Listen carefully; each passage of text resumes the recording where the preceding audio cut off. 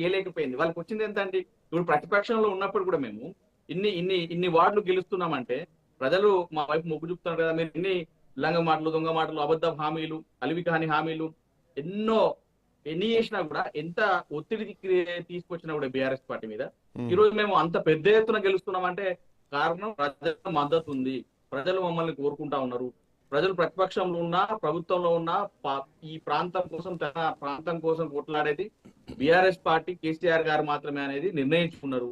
రానున్న రోజుల్లో కూడా ఖచ్చితంగా పెద్ద ఎత్తున అసెంబ్లీ ఎలక్షన్ లో మళ్ళీ బీఆర్ఎస్ పార్టీ గెలుపొందే దిశగానే ఉన్నాం తప్ప వేరేది ఏం లేదు. ఎవరెన్ని మాటలు చెప్పినా ఒక్కసారి గెలిచిన ప్రాంతాలను, గెలిచిన మున్సిపాలిటీల గురించి ఒక్కసారి అప్డేట్స్ చూద్దాం.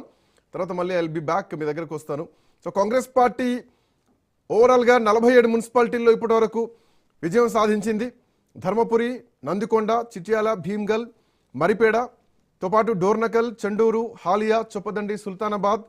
వాటితో పాటు కాంగ్రెస్ గెలిచిన మున్సిపాలిటీలు కొల్లాపూర్, నాగర్ కర్నూల్, జోగిపేట, మంథనితో పాటు మధిర, అశ్వరావుపేట, వైరా, ఇల్లందు, ఏదులాపురం తో పాటు ఖమ్మం జిల్లా సత్తుపల్లి కానీ, అట్లాగే హుజూర్ నగర్ కానీ, నేరేడుపల్లి కానీ, ఇటు ఎల్లారెడ్డి, నారాయణఖేడ్, చేరియాల, స్టేషన్ ఘన్పూర్, కొడంగల్, మిర్యాలగూడ, వేములవాడ ఇవన్నీ కూడా కాంగ్రెస్ పార్టీ గెలిచింది. ఆల్మోస్ట్ 47 స్థానాల్లో కాంగ్రెస్ పార్టీ గెలిచింది. ఓవరాల్గా 3 కార్పొరేషన్లపై ఇప్పటికే విజయ కేతనం ఎగరవేసింది.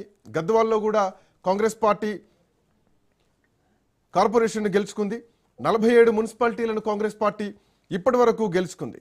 సో దీంట్లో ఇందాక మనం మాట్లాడుకున్నట్టు ధర్మపురి, భీమ్గల్, మరిపేడ కూడా ఉన్నాయి. Yellareddy, Narayankhed, Chityal, Sadashivpet, Sangareddy, Kodad, Huzurabad BRS party MLA ఉన్నారు. బట్ కాంగ్రెస్ పార్టీ మున్సిపాలిటీ గెలిచింది.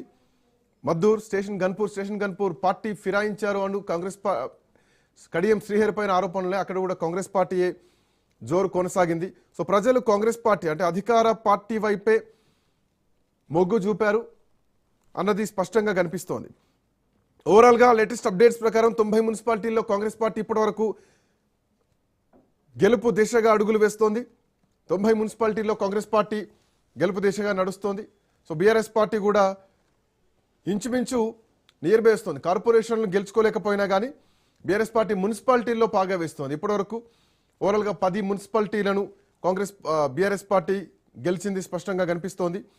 వేములవాడలో 13 డివిజన్లలో 13 వార్డుల్లో కాంగ్రెస్ పార్టీ గెలిచింది.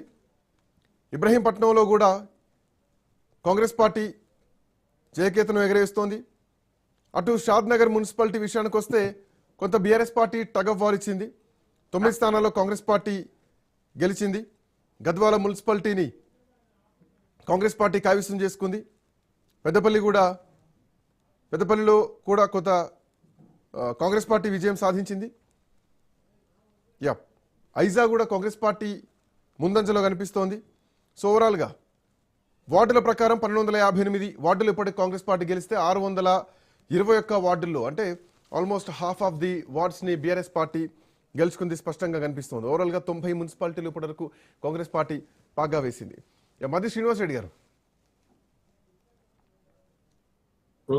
ఒకటి శ్రీకాంత్ గారు, మనం చెప్పుకున్నాం, నేను చెప్పాను కదా 80% ఎక్కడ తగ్గట్లేదు. ఓవరాల్ గా చూసినప్పుడు మొత్తం 7 మున్సిపాలిటీలు, 7 కార్పొరేషన్లు, 116 మున్సిపాలిటీలు, మొత్తం 123లో ఈజీగా సెంచరీ దాటేటట్టుంది. చాలా స్పష్టంగా మనకు అర్థమవుతుంది. వాళ్ళ మున్సిపాలిటీలు కానీ కార్పొరేషన్లు కానీ క్లీన్ స్వీప్ ఆహ్వానం కొనసాగుతుంది. అన్నిట్లో కూడా ఎక్కడ కూడా చెప్పుకోదగ్గ మెజారిటీ కానీ చెప్పుకోదగ్గ వార్డులు కానీ రాలేదు. ఇప్పటికి ఎంత కొల్లుడయ్యారో అందరికీ తెలుసు. తెలంగాణ రాష్ట్ర ప్రధానికనే తెలుసు, రాజధాని ప్రధానికనే తెలుసు. వాళ్ళు బీఆర్ఎస్ కానీ బీజేపీ కానీ మరి కొన్ని చోట్ల కొత్తగూడెం లాంటి